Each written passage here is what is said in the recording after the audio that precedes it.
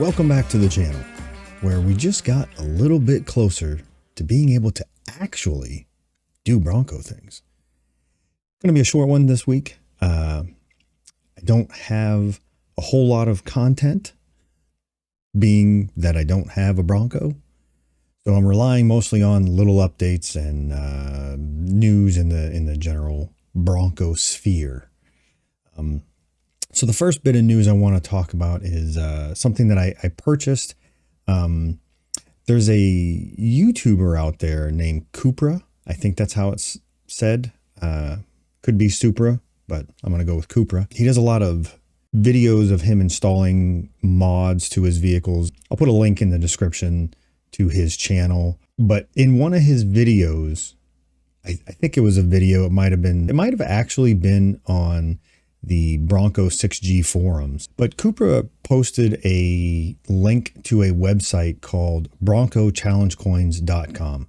I'll have their link in the description below. So they have a coin for each package or model of the Bronco. So base all the way up to first edition. They also now have an Everglades, and I would imagine eventually they're going to have a Raptor one as well. I really kind of took a shot in the dark here because over the years of my military career, I saw a lot of really poor quality coins that I thought, man, we should have never paid this much money for these coins. I mean, we're talking $20, $30 sometimes per coin.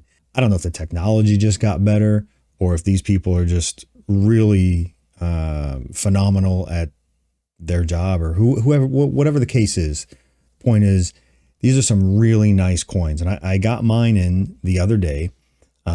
Given the fact that I'm getting a Outer Banks, I got the Outer Banks coin. So on one side, each of the coins, cover them. Oh, there we go. I went right away. Each of the coins has this on one side. Now the color in the center is more or less specific to the model.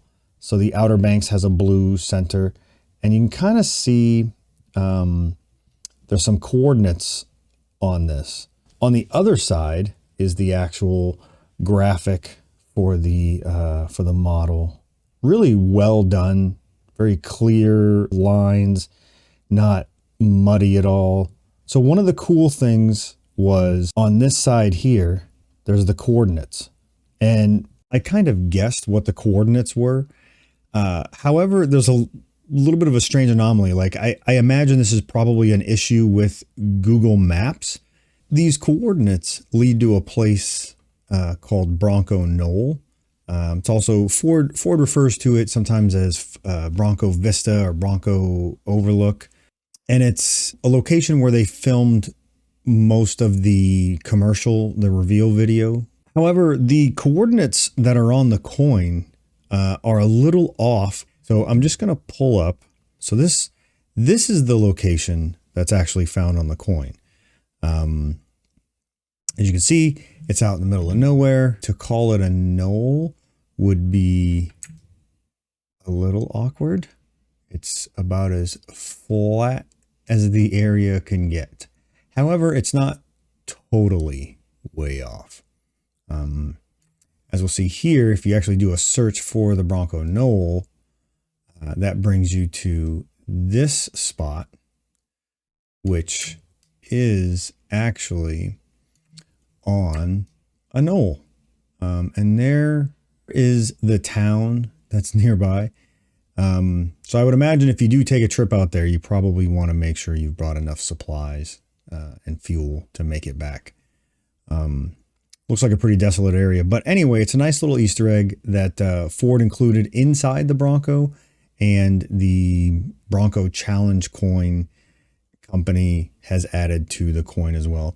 I'm actually considering trying to find a way to mount the coin inside the vehicle somehow. However, due to my lack of a Bronco, that's going to be hard to figure out for right now. Again, that's BroncoChallengeCoins.com. The link will be down in the description. Great product for $25, $26, I think it was.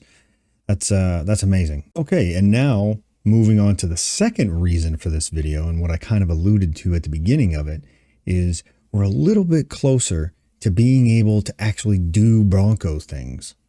If you remember from the previous video, I have a graphic that shows the dates of when I originally reserved and then canceled the reservation and then reordered. Am I wearing the same clothes I wore in the last video?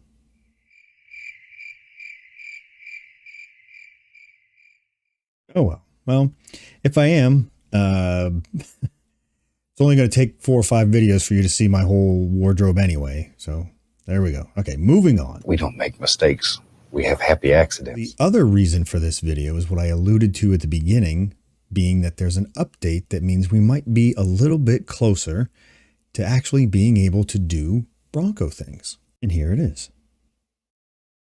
As you can see, it's been 37 days since I placed my order. However, on April 11th, I now have my order confirmed. Now, it's possible that that order was technically confirmed before then. However, I realized after I recorded that previous video, I thought, there might be an issue because it has been at that point, I think it was 30, 32, 33 days, something like that.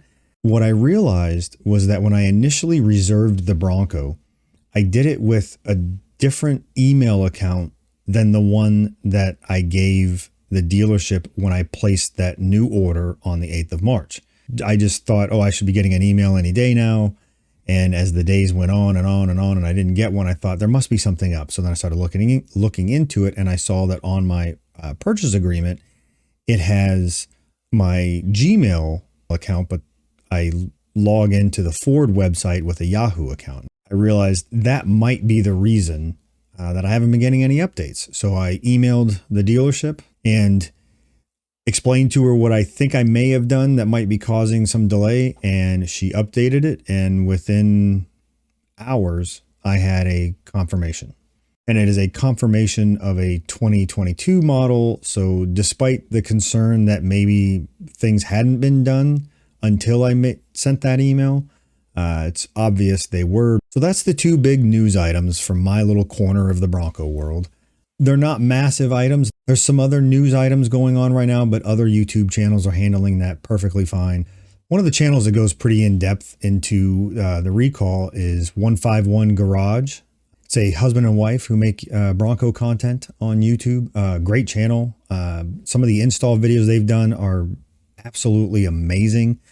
I am so happy with the YouTube channels that I've been watching about how to install mods. When I first decided to buy a Bronco, I thought, well, I don't really know much about off-roading. I don't really know much about the mods. I see Jeeps, which have a fairly similar body style and purpose as the Bronco. And I thought, I'll look into the Jeep world to see what they're doing.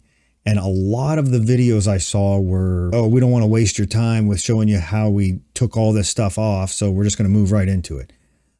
Well, for an install video, you need to show me how to remove this stuff. And so far, all the channels I've been watching about Bronco mod installs, people have been phenomenal about covering every aspect of it, like what to look out for. Like, hey, by the way, the plastic in this area is very susceptible to scratching.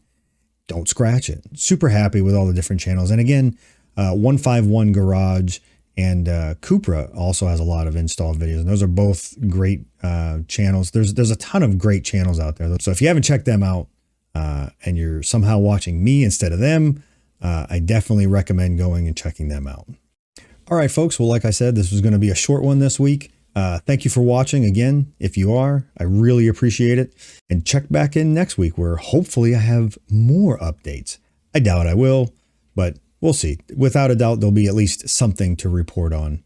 So again, thank you for watching, and we'll see you next time.